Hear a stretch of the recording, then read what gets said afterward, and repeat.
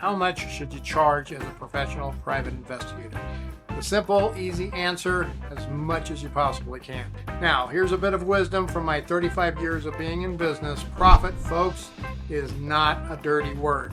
Now, there are obviously limits on what you can charge and be successful in any business. If you are a new PI with zero experience, then charging $150 an hour is probably not going to lend itself to you getting a whole lot of jobs out there. On the other hand, though, if you're out there selling yourself as a rookie and only charging $25 an hour, you are doing yourself a great injustice. Another great thought to keep in mind, folks: busy is not profitable.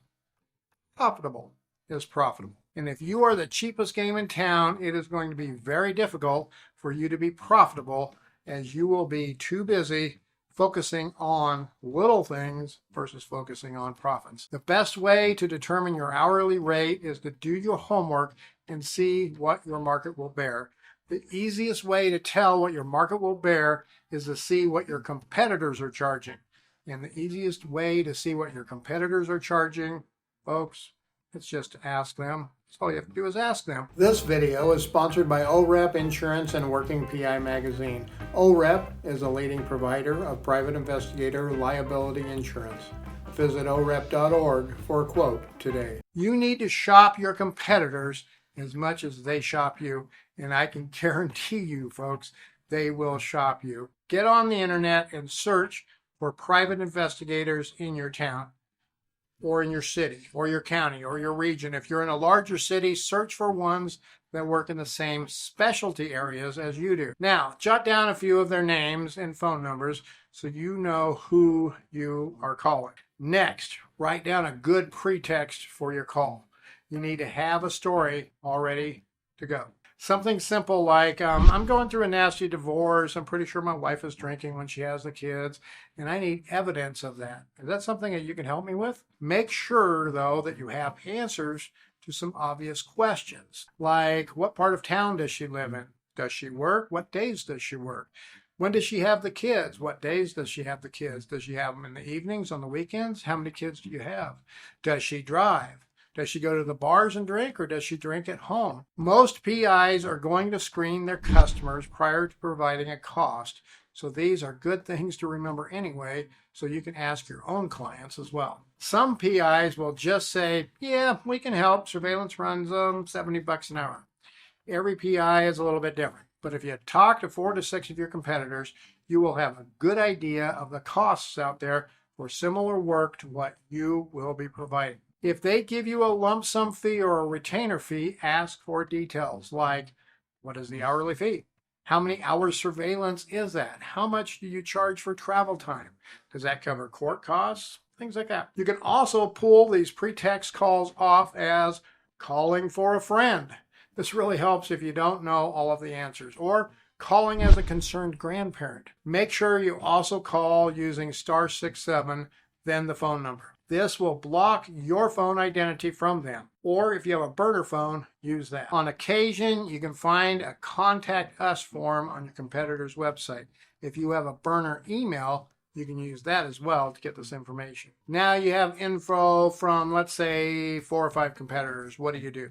You could just average it out and go from there, but there's probably some more analysis that you need to do first. If you have one guy charging $150 an hour and the rest are $65 to $80 an hour, if you calculate the $150 into the average, it will skew up the average. Then what you might want to do is not count that higher priced guy into the average. We've narrowed it down to 4 competitors. And let's say they are $60, $65, $70, and $75 an hour. Well, when you average that out, it comes out to $67.50 an hour. So should that be what you charge? Well, first, I don't think customers do easy math with non-round numbers, so that might not be so good. Also, you want to have a number that you can use easy, because there will be times that you will have to, on the fly, figure out what you're going to charge somebody. And if you have a round number for your hourly fee, it's a whole lot easier to figure that out in your head, and it makes more sense. I would say that $70 is the average, as $60 in that scenario is the low ball, $75 is higher. Both of these price levels can be sold against very easily with a $70 price. Now you might be saying, what? I'm just getting started. Should I be charging the top of my competitors? Yes. The simple answer is yes, of course. If you go out and do a surveillance for your client, is it worth any less in value to the client than someone else doing it? Is the evidence that you gather less valuable than the same evidence if another PI gathers it? Quite simply put, if a new car manufacturer goes online building new cars, they price it to cover their costs plus their margins. A new economy four-door car has the same range of value for all intents and purposes across the board, and the same goes for professional investigative services. If you take the same scenario and say you want a lowball to hopefully get more jobs, I can tell you what's going to happen. Number one, your customers will most likely call 3 to 5 PIs. And if you are the lowball guy, then most of them will assume your work has less value and will not choose you. Number two, the clients that you will get have the same expectations as if they hired that $150 an hour guy. They will ask him, what are they going to get for $150 an hour? And they're going to expect the same from you,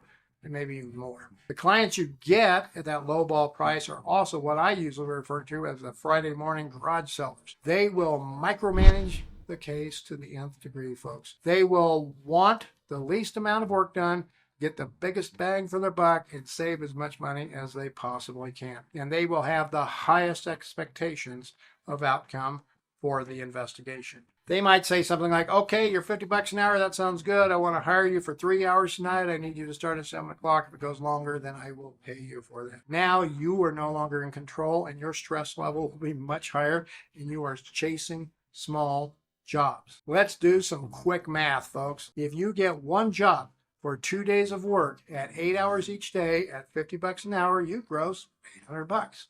That sounds pretty good. But at $70, that is $1,120. At the $50 rate, you must work almost 6.5 more hours or almost an entire additional day to make the same money. So if you desire to make $2,000 a week, you can charge $70 an hour, work 4 days, 32 hours, and make $2,240 for the week. Or work 5.6 days a week for a total of 44.8 hours at $50 an hour. Even if you are okay working 44.8 hours a week, that's almost 13 additional hours a week. If you work those additional hours at $70 an hour, you gain another $910 for the week. Multiply that by 52 weeks a year. $164,000 a year or $117,000 a year. What do you want your business revenues to be this year? Either one is a big number to be sure. Let's throw in expenses and taxes. Expenses and taxes for a PI business are going to run 30 to 50% depending on differing factors for every business. So let's say we're right in the middle, we're at 40%. Now that's $98,000 or $70,000 net income after expenses and taxes, which is essentially your net profit or your salary if you're a sole proprietor. Are you willing to give up $30,000 potential dollars a year just to be the lowest price game in town? An old saying I learned a long time ago, folks, you need to work smarter, not harder, and that goes for PIs too.